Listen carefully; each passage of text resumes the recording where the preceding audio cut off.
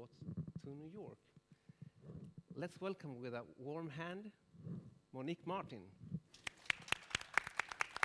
Thank you. Our second guest serves as CEO for Sweden IFPI. That's the business organization regarding the recording industry. He's also a board member of Musik Sverige, the Swedish Music Hall of Fame. He currently serves as chair for the Export Music Office, Export Music Sweden. And he also serves as jury, part of the jury of the Swedish government's annual Music Export Prize. Let's welcome Ludwig Werner.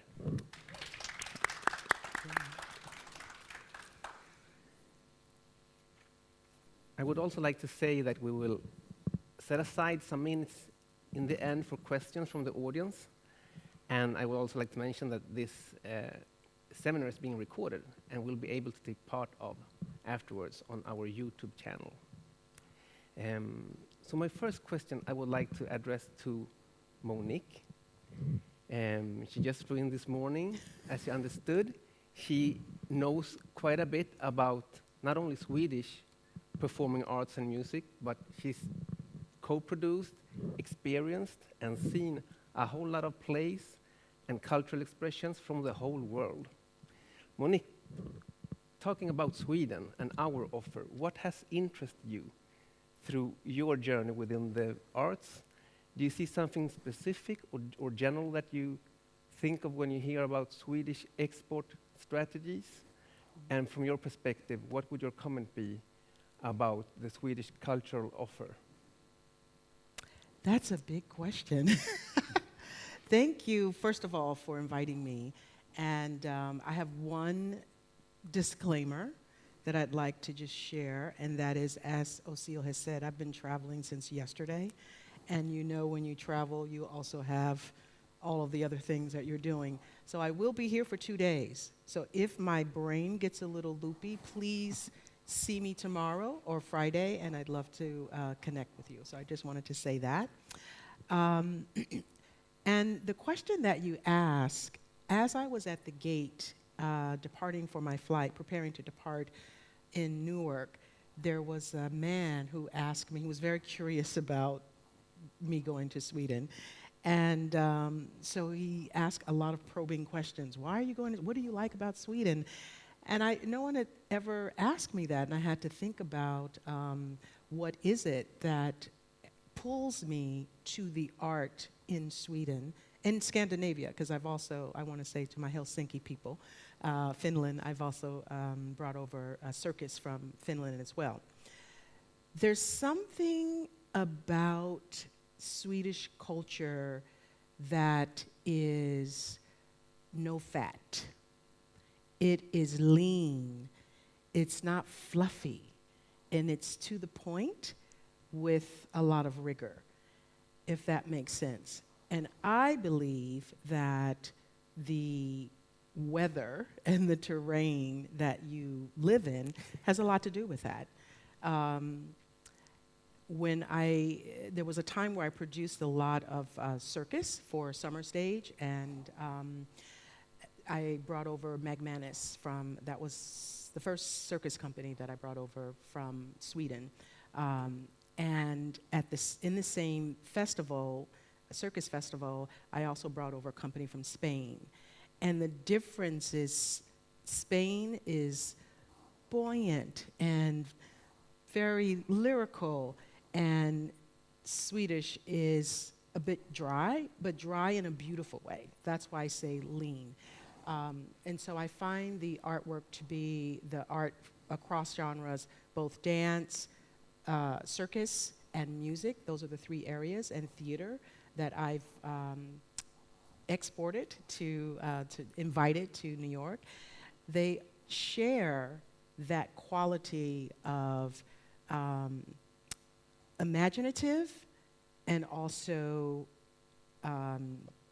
and it just doesn't sound eloquent to say lean, but that's what it is, and I hope you can understand that. Great.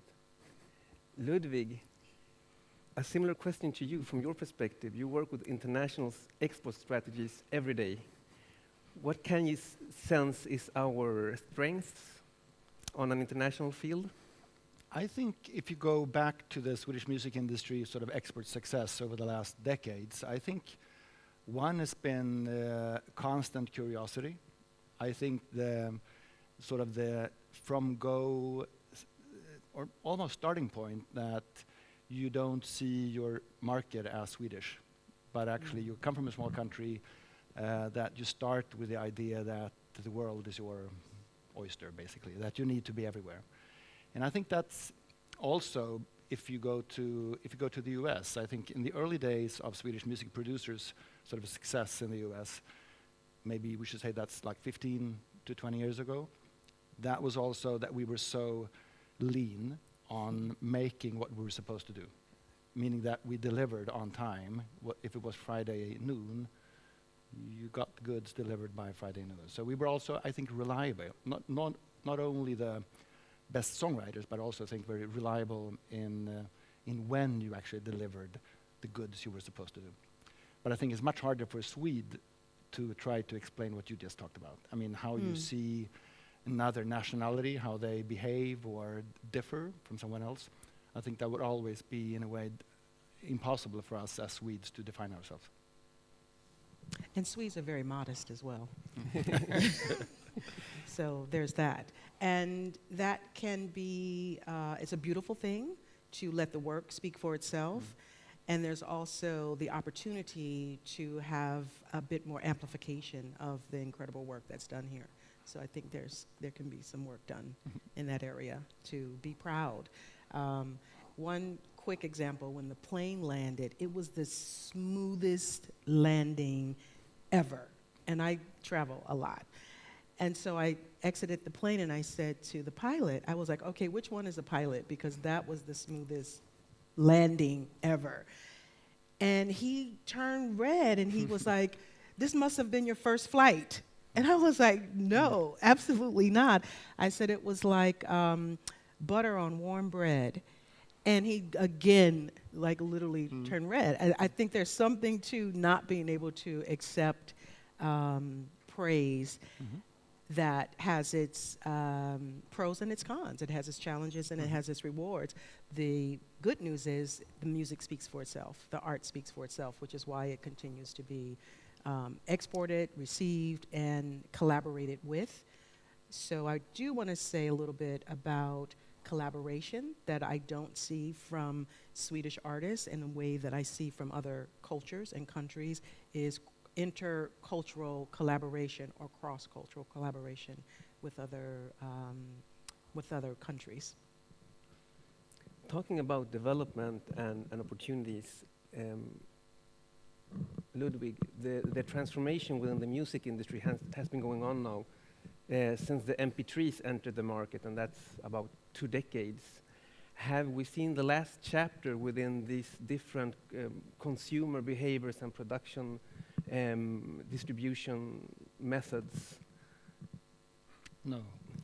I think, I mean, we have to be humble to, not too humble, but a bit humble about what's happening around us. I think just from when the streaming sort of era took over, let's say 10 years ago in this country, we've seen so many faces.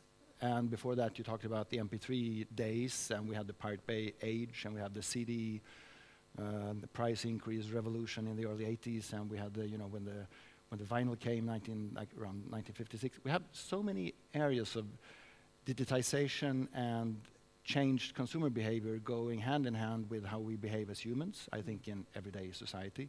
I also think following what tech can do, I think we will always be, the consumers will always pay some kind of price, and the artists will also sort of be on the sort of a paying end of on tech and society development. But I think no one can answer that question with saying yes, we're full stop. Streaming and the current sort of digital way of consuming information will be like this for the next 2 or 3 decades. But I don't know what's going to come. But I think that's the beauty of it in some ways, and we need to learn to manage the challenges and these changes and adapt, because culture will adapt always. It's like an organism. We will adapt to the tech possibilities that's out there, and we as consumers, what we actually want, because we will in some way pay with our wallet for the way we would like to receive information and content. So that's a weird answer to a short question, but I think that's because it's so difficult, but it's so obvious that we're on a constant journey, and it never stops. And we just have to be curious and sort of follow. That's my view, at least. How has this worked out for Swedish artists in general? Has it been more of a threat, or has there been followed by opportunities? Because it is a debate regarding the streaming platform. The revenue for the artists themselves is too tiny in comparison to what you invest and so on. That's what I generally hear from musicians. But is it that black or white, or how? Every change is always received with skepticism, and it's always a problem or an obstacle or something threatening in the beginning. I think that's also human nature. And if we, try to take this into the music scene, and you talk about the streaming companies, and I think it will become, and it's already becoming, opportunities. I mean, we have to realize at the same time that the most democratic revolution of the music industry ever just took place starting 2008. And I think we need to just realize that, because streaming made the cost of listening to one more song free forever. And that will never be able, I think we will not be able to change that back. And I think that's a super interesting concept. We could always we should meditate on that issue, because that means that we three can record a song after this discussion, and we can put it on a Muse, and it will be on every streaming platform in the world within 10 days, and we will get paid, if anyone cares to listen, that is. That's a fantastic opportunity.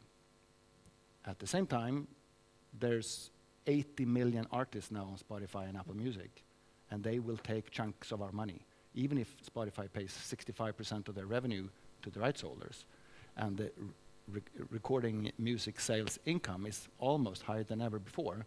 So a much larger chunk of that money goes to the rights holder, but there's 80 million to share that money. And how many did we used to have in a record store in Örebro or in Eskilstuna? I don't know, a couple of thousand. And they shared all that money we spent on music. So I think there's so many different developments, and they go sometimes completely against each other. One is fantastic, but the cost is maybe what we talk about now. But wait a minute, how am I going to get paid? I'm a professional musician. I've been touring for 22 years, and all of a sudden I can't sell 10,000 CDs and get advance payment. I have to be listened to and be paid for every time it's actually being consumed. So I think they're big issues. We're not going to land those today, but I think they are threats. These developments are threats and opportunities. And the negative thing is that we have to adapt, because that world will not adapt too much to us. So we will have to adapt, and the musicians and the creators need to adapt. And that's really hard right now, I think. Yes. And one aspect that has come with that is that the importance of live performances and touring has gained relevance. And this takes us into your field, Monique, that it more represents the performing arts area and what you physically see on a stage. Could you give us some insights or updates, what you sense from your perspective, from your horizon in New York? I would like to thread my response a bit to your comment about remaining nimble and curious, because technology is ever evolving. I mean, there's some 13-year-old developing a new something right now. And what I've seen with the performing arts, of course, during the COVID time when we were all at home, everyone was online and there was an interest in virtual programming. That programming was a bit static, though. It wasn't dynamic, so it couldn't compete with Hulu and Netflix and all of the other platforms for performing arts content, and it was all free. So how do you monetize it? So now that we are attending live performances, that's what we want to experience, but there's still that vestige of a curiosity of the virtual experience. And I don't think we've put enough resources both in our thinking and design around what a typical live performance can look like on a virtual platform. So we've seen it with opera, we've seen it with dance, we've seen it with those sectors. And in the States, we have Austin City Limits, which is more of a kind of grunge, country. It meets all things, and it's a flexible venue, so people aren't seated. They can stand, they can move, they can drink, they can have fun. And that hasn't expanded. That has stayed the same for the last 20 or so years. And I see opportunity for more dynamic programming. One of the things that I did with Harlem Stage during the pandemic is went to one of our primary funders who supports our dance programs. And I asked if we could allocate funding to go to choreographers paired with a filmmaker to create a new digital work. Generally what happens is the choreographer creates the work, and then someone comes in, a filmmaker or a editor person, to capture the video, and so it is one-dimensional. They're not there getting all of the angles that you would see if the Royal Ballet is filmed. Then they're going to put the resources to get all of the camera angles. So what the funder agreed, and we came with 10 projects over a 2-year period. So the first 5 projects are nearing completion now, and the quality and the imagination has just been tremendous for the filmmakers who generally don't have an opportunity to be in the room with the choreographer designing the work to be experienced. So the audience, this design for the audience to experience it on a virtual platform. That I feel we could see more of, and it's growing a little bit more, but it requires investment. And if you have the same funders that are funding programs for a live audience, it takes a bit of convincing them to allocate funds that are for a virtual platform when the sector hasn't evolved at the same pace as the technology. So there's that challenge. However, I do see some interesting opportunities for artists to work with filmmakers in creating the work from the genesis of the project. So that's one success story. How to monetize that is still a question, because now that those projects are free, the consumer is not willing to pay $20 or $15 or $35, which would normally be for a ticket, or upwards of $50.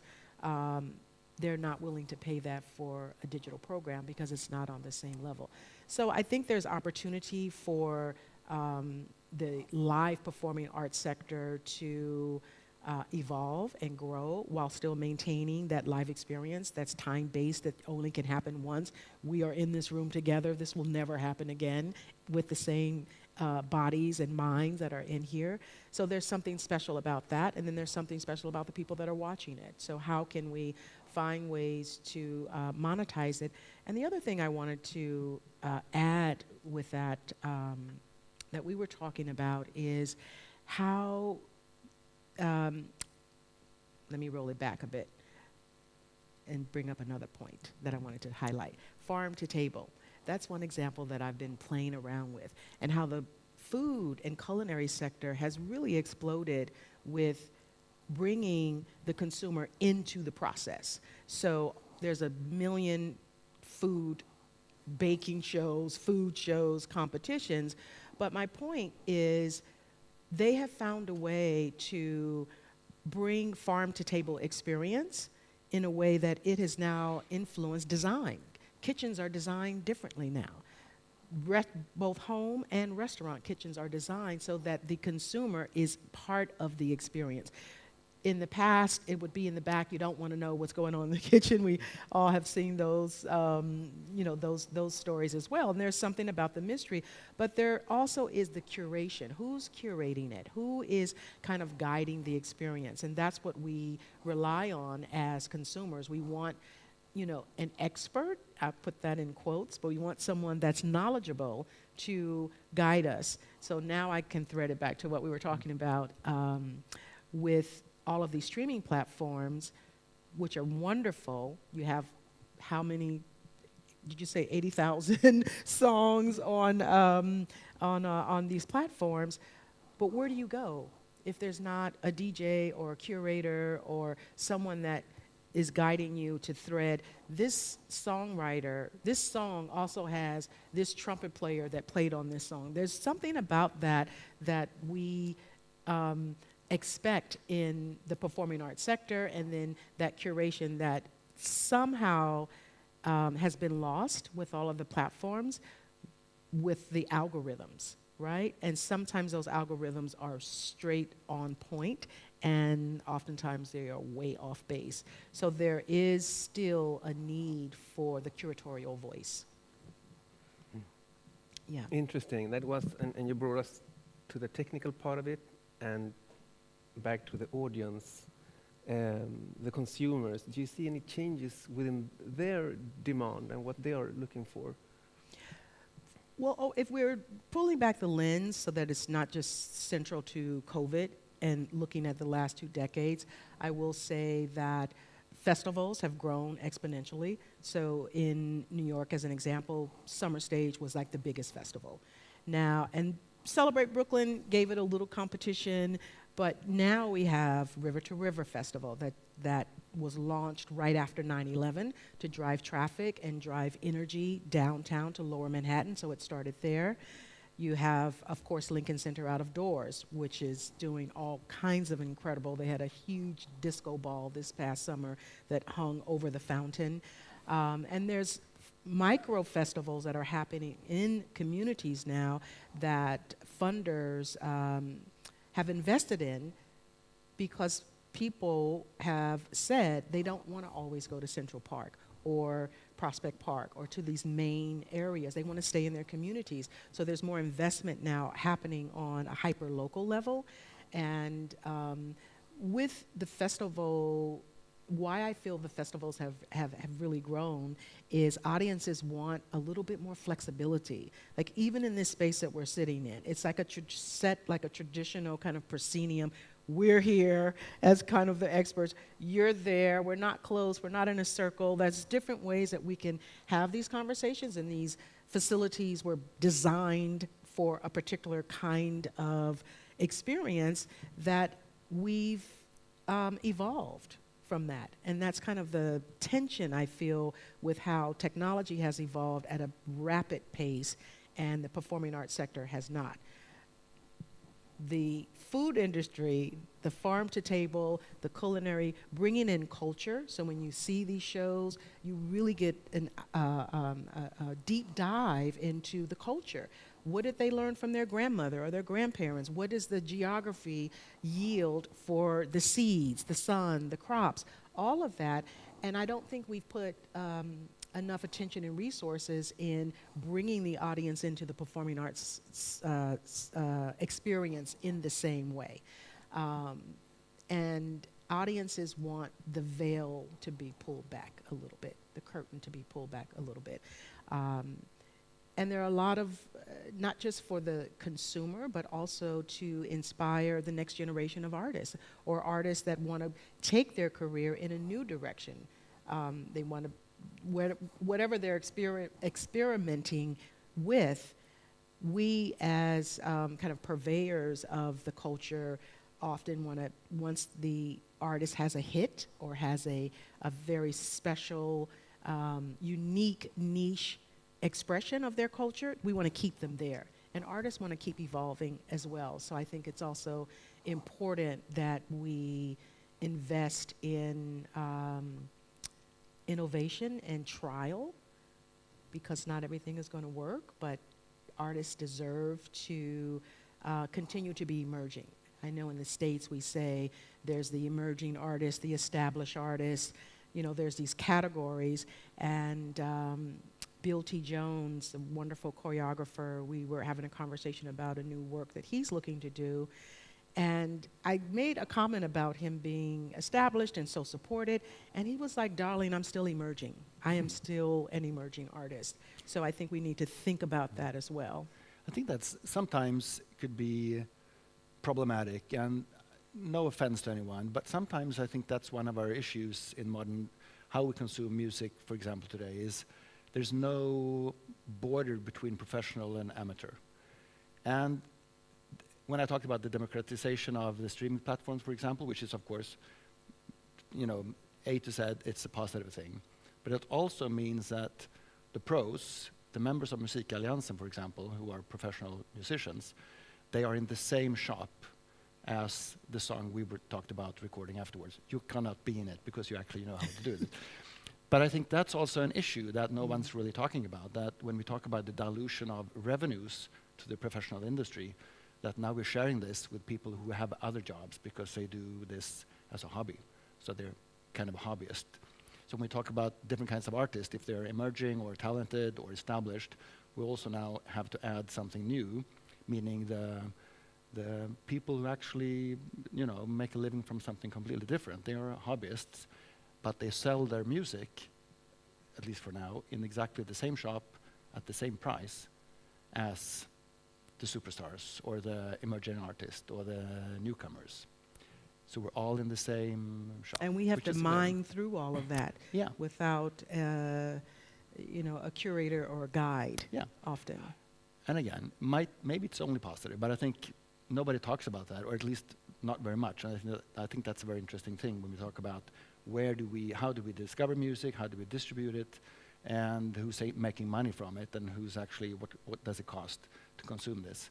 So it wouldn't be 100 million songs in Apple if there wasn't a lot of the amateurs.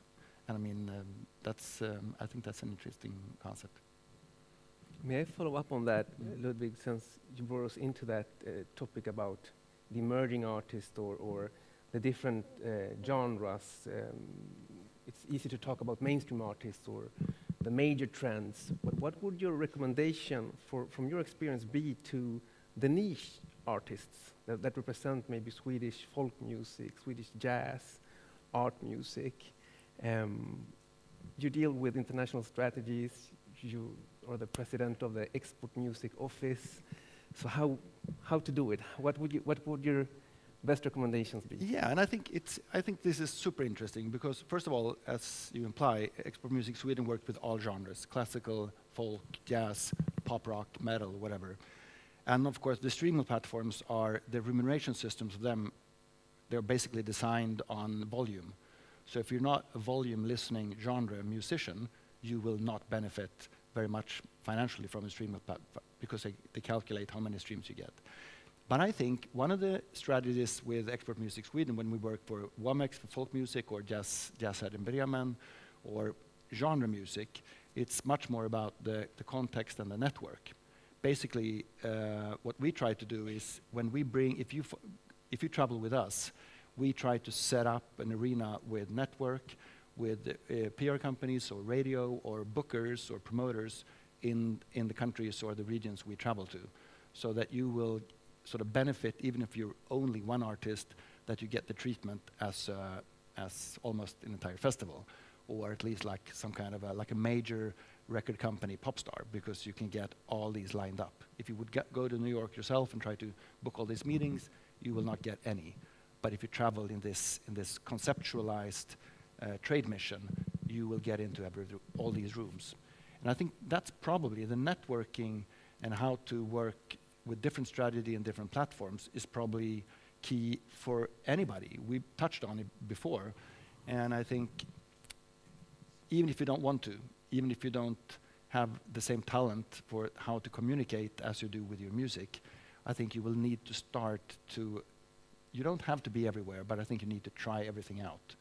And I think when it comes to network, all genres, all small areas and big genres, they're all have their own networks, and I think that's always key to find those kind of persons and work with getting into those communities. Because even if they're smaller than an Ed Sheeran following group on TikTok, there will always still be a group to follow and a group to tap into to get connections. So that's, I mean, it doesn't solve the issue or the big question to ask, but I think it's so important not to fold just because you're not part of a pop or hip hop genre that's got sort of this super reach. Because these days you can find reach within your community. I think you need to make that effort to interact in that community. And I found audiences are hungry and curious for those artists that are in the margins.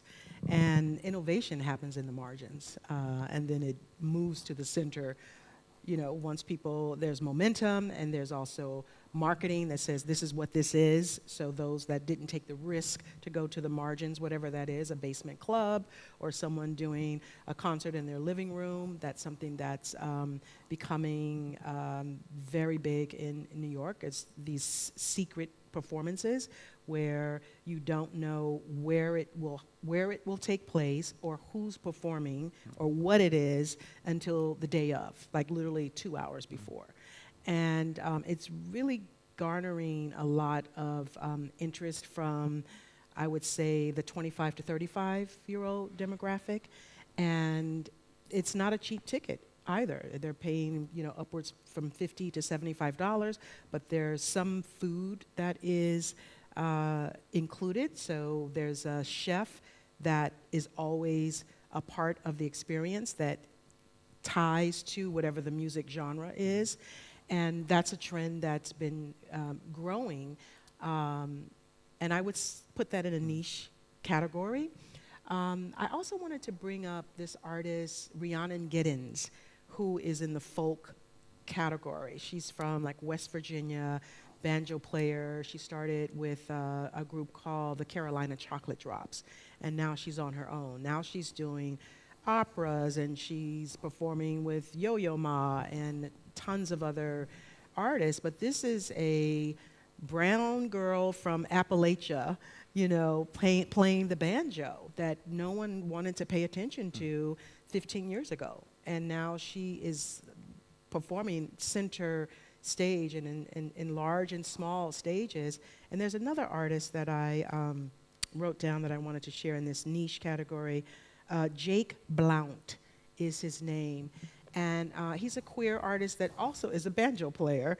And he just did a remake of Sister Rosetta Tharpe's Didn't It Rain, which is a classic song that she performed on a railroad track in Manchester, England, like in 1960-something.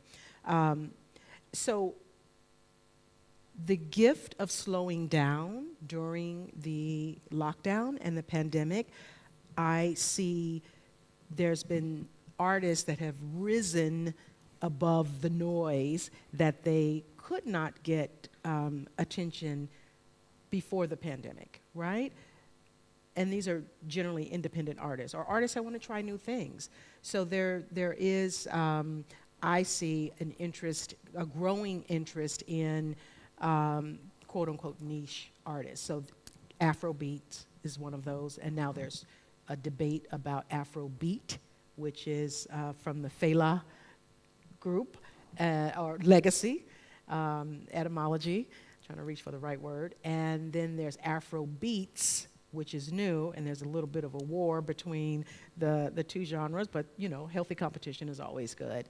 And so you're seeing that threads of that music in pop music in a lot of different artists. So we were gifted with this time to kind of pause and slow down a bit and discover new music. So I'm excited about the different directions that artists are going in and taking risks and trying new collaborations, new ways of getting their music to the people.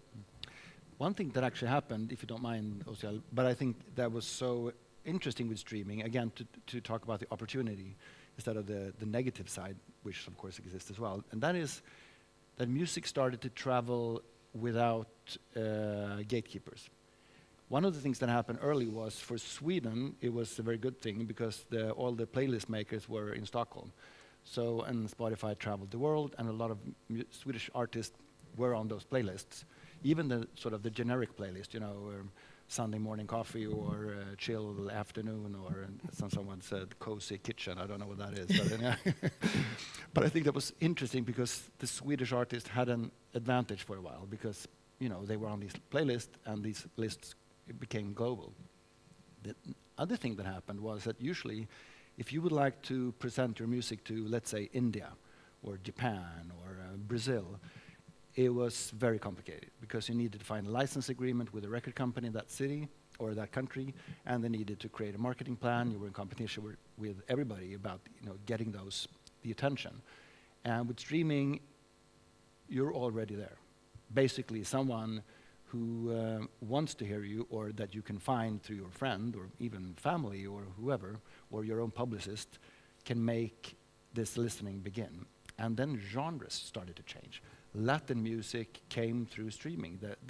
So the wave of Latin pop that sort of came to the world 6-7 years ago in a completely new way, even if you remember the old Iglesias. But I mean, now, that was also part of, all of a sudden, you know, everybody wanted to go to Mexico City to write songs, or they had the songwriting camps in southern Sweden to write Latin pop.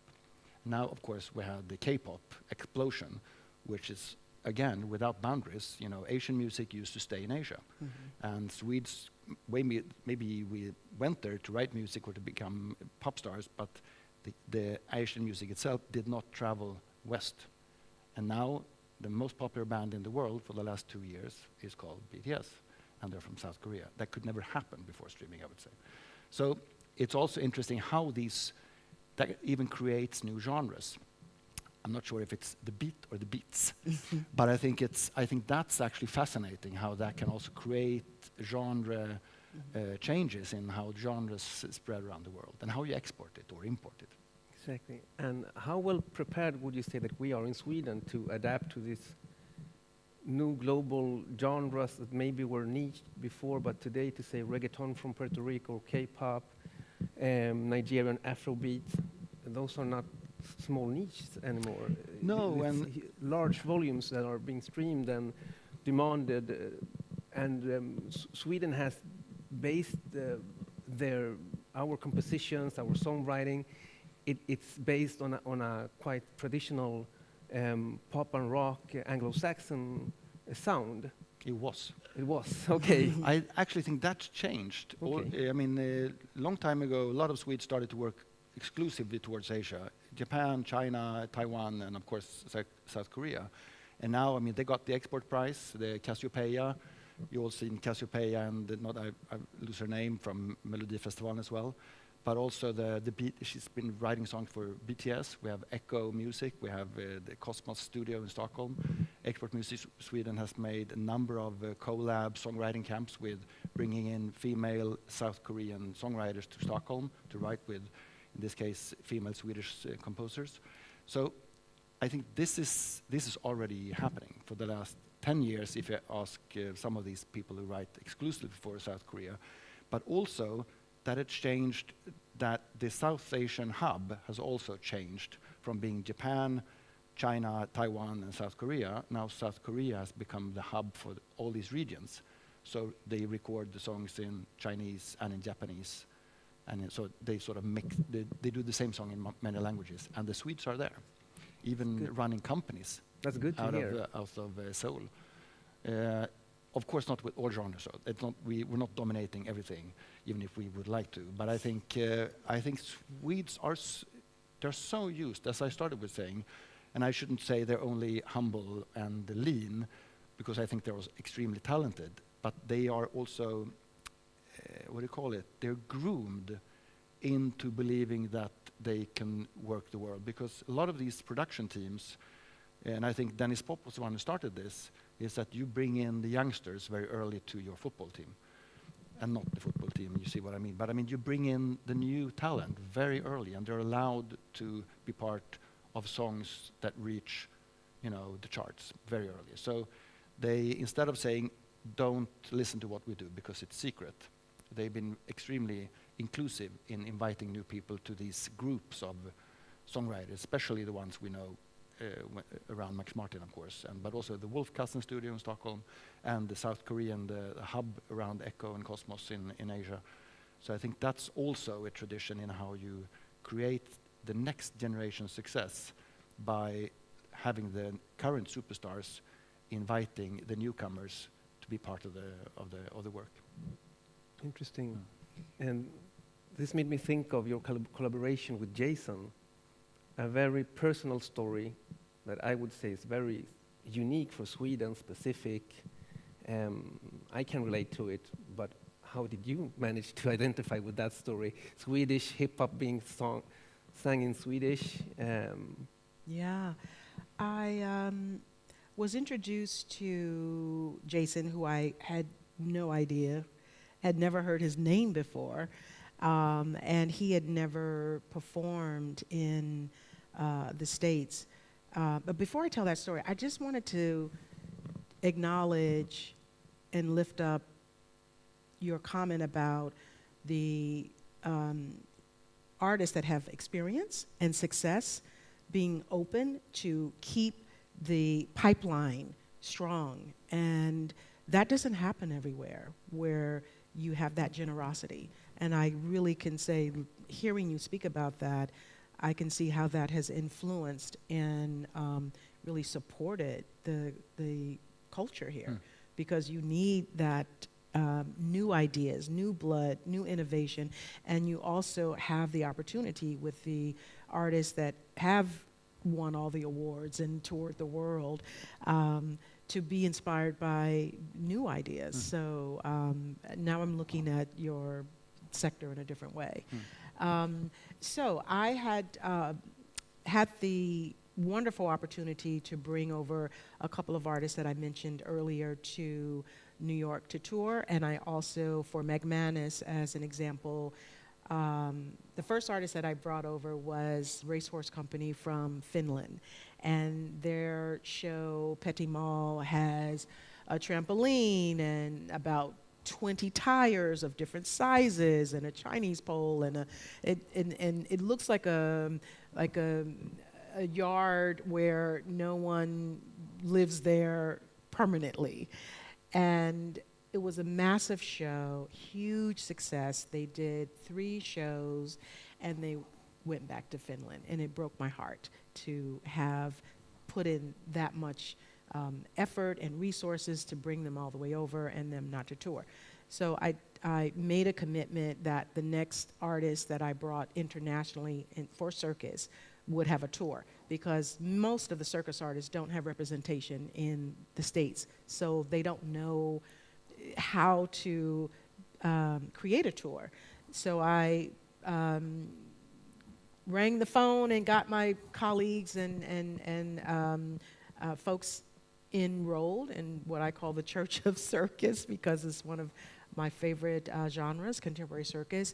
And I created, through my advocacy, a tour. Some of the presenters had already presented circus, but mainly from Montreal, because it's so close and it's such a strong sector with Cirque du Soleil, the National Circus School, and Tohu, which is the big circus venue there, all on the campus.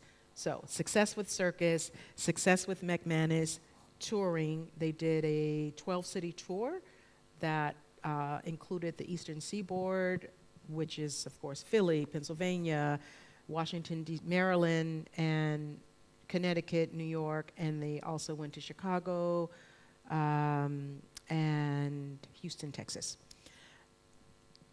So from that experience and several other artists that I had brought over, there was a dinner at the Swedish House, which is so fabulous.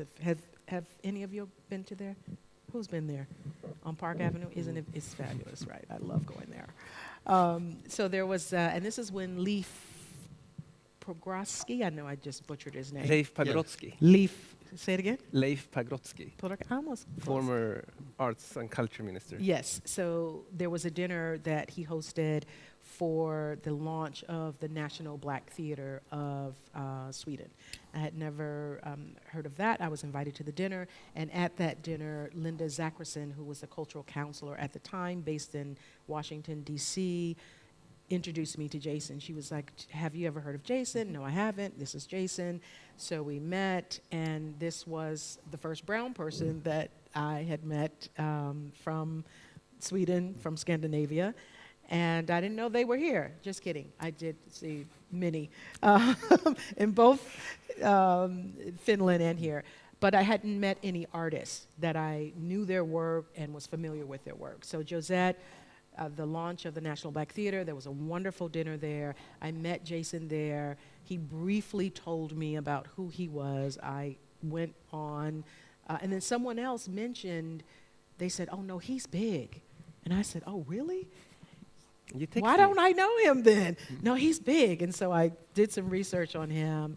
And then we had lunch, and he told me about his story. And his story is a Harlem story. Both his parents, mother, Caucasian from Pennsylvania, father, African-American from Harlem, met in Harlem, fell in love in the 60s and could not realize their love affair in the States and in New York. So they packed up and moved to Sweden for all of the wonderful things that Sweden offers, and had Jason. So he's the only Swedish person in the family. And when he talked about his dad's story, migrated from, during the Great Migration from the South Carolina to New York, it just resonated with me, and I just thought, well, who are you? What was that experience like growing up in Lund? And we had a series of meetings, and I just committed, we have to do this story in Harlem. We have to present this story in Harlem. One, because it demonstrates for me the power of hip-hop culture and how hip-hop culture has traveled the world, and artists, some of the most, I will say, some of the most exciting hip-hop is outside of the States right now. I mean, there's something about grabbing onto a culture and a genre and then making it your own. And that's what I saw with Jason, is that, yes, he's a hip-hop artist, yes, he's an MC, but he's so uniquely Swedish at the same time. And I thought the intersection of his growing up, that's such a coming-of-age story that so many people can identify with, and the love affair with his parents, them moving to Sweden, and many people in the States, which won't come to be a surprise to you, don't travel outside of the States. Like 35% of folks in the US have passports, and you can imagine there's a lesser number of that are people of color. So there's not a lot of international travel, and there's also the American exceptionalism that, we don't need to go anywhere, everything is here. So with Jason's story, it also amplified for me, because I have wanderlust bad, terribly. I just love the world and have a curiosity about the world. How culture also changes, deepens, expands based on relationships, based on geography. So his experience is such an interesting combination of both of his parents and then the culture of Lund. And so we decided to bring the production to Harlem Stage. It was scheduled to premiere March 15th, 2020. And of course, that didn't happen. And I'm really happy and proud that Harlem Stage stayed with it, because as many of you have experienced, a lot of cancellations happened during the pandemic that were not rescheduled. So many projects that a lot of investment went into. So we just had a kinship, and I thought his story would be resonant for the New York and the Harlem audience, and I hope that it tours the States, because it's about belonging. It's a coming of age, and then it has hip hop at the center, which is one of my loves in terms of genres.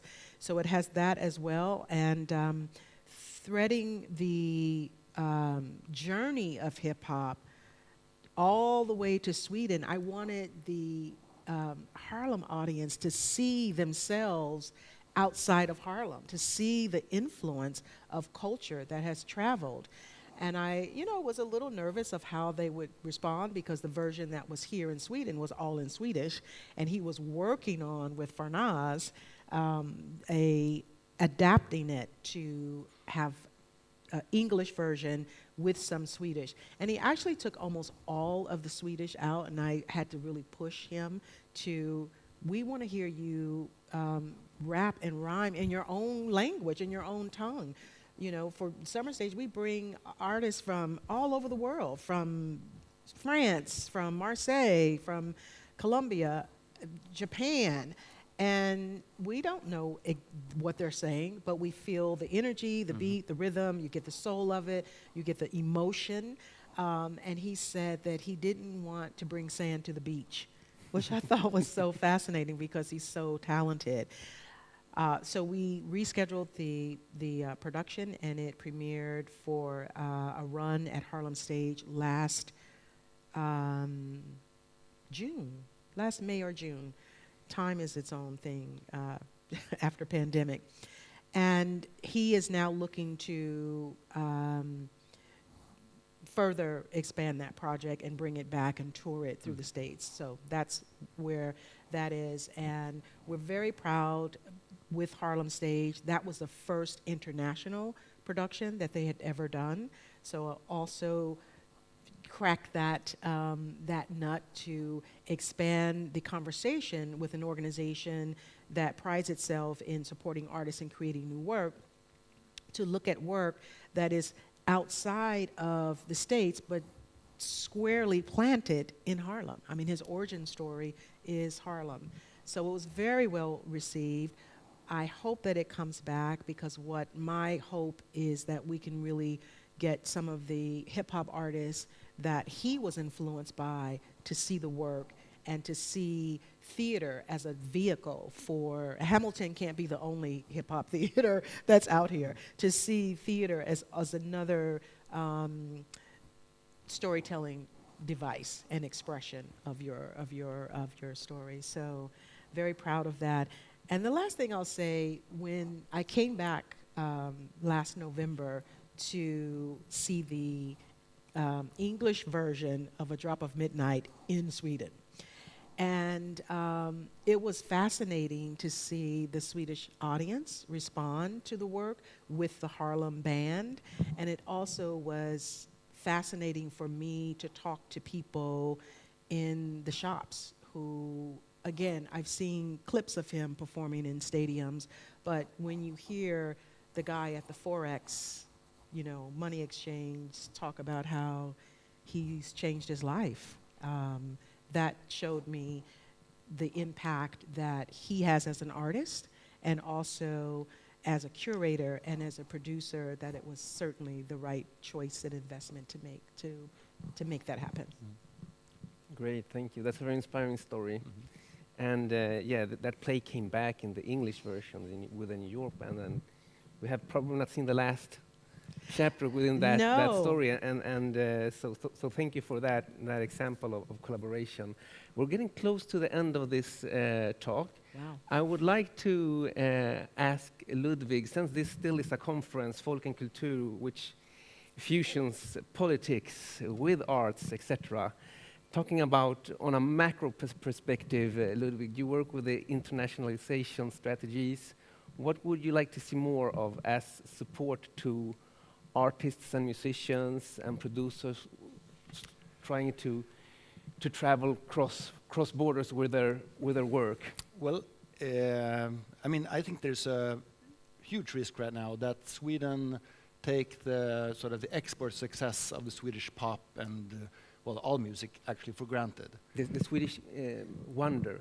Yeah, we have an expression, the Swedish miracle. That, Oh, you know, we like have ABBA ABBA, and some of the Roxette. other big, yeah, gotcha. Because Sweden has Avicii. been one Yeah, of the few yeah. sort of net exporters of music for the last couple of decades, meaning that we actually receive more money from the use of Swedish music abroad than we actually pay out. So it's US, England, and Sweden in third place. So, which is extremely inspiring and a fantastic sort of grade on a success story on how our music industry in all areas need more than Sweden to be able to work with music. Basically, our industry and the creators need the market that is 1.5 Sweden in order to keep a job.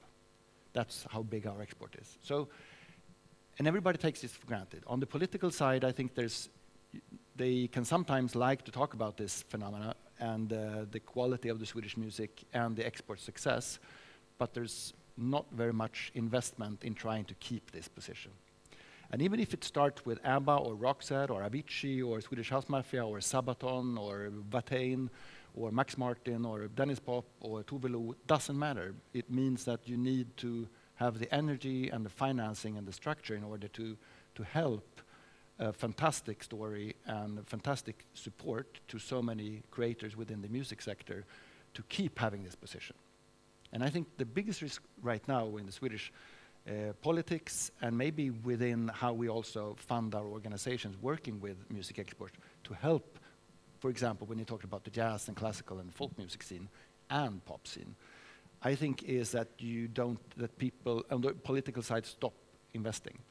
And it's an old story, and it's for people who heard it before, it might be boring, but I think it's worth saying again, that when Norway, who had basically no export income, should start their music office maybe 15, 17 years ago, they looked to Sweden because their Export Music Sweden was founded in 1993, very close to Leif Pagrotskys Minister of Culture period, actually. So it was a role model early, not the earliest, but an early role model for how to help music exports. And when Norway started this, they did very similar thing to Export Music Sweden, but they have 10 times the financing. And it's a country with half the population.